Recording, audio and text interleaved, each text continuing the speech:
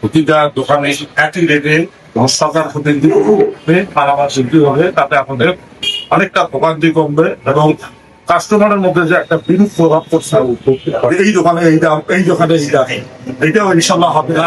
একদমে সবাই বিক্রি করবে এবং কাস্টমারও এখানে সন্তুষ্ট থাকবে। আমরা কাস্টমার সাথে আমাদের যে একটা মনোমালিন্য হয় ইনশাল্লাহ সেটাও আর হবে। মাংস দেয় 10 থেকে 12%, বিদেশি কোম্পানি 10%, 8%, দেশি কোম্পানি 12%।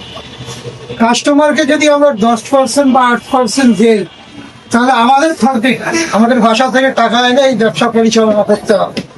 কারণ আমাদের বিবিধ খরচ 5%। এই সিচুয়েশনে আমরা যদি 10% ডিসকাউন্ট দিই, তাহলে আমাদেরকে অসৎ উপায় অবলম্বন করতে হবে। তাই রামনীহাটের নয়, সমগ্র বাংলাদেশের যে সমস্ত ছোট বড় আমার কেমিস্ট ভাই এবং দোকানদার সবাইকে আমি উদাত্ত আহ্বান এবং অনুরোধ করতেছি, আমরা নকল, ভেজাল, নিম্নমান, আজে বাজে এই জাতীয় কোনো ওষুধ বিক্রি করবো না বা এগুলির সঙ্গে সম্পৃক্ত থাকবো না। এবং আমাদের ব্যবসা রক্ষার্থের তাগিদে আমরা সরকার যে মূল্য নির্ধারণ করে দিয়েছে, এই মূল্যই আমরা একসঙ্গে জানুয়ারির 1 তারিখ থেকে ওষুধ বিক্রি করবো ইনশাআল্লাহ। দৈনিক আজকের বাংলা .net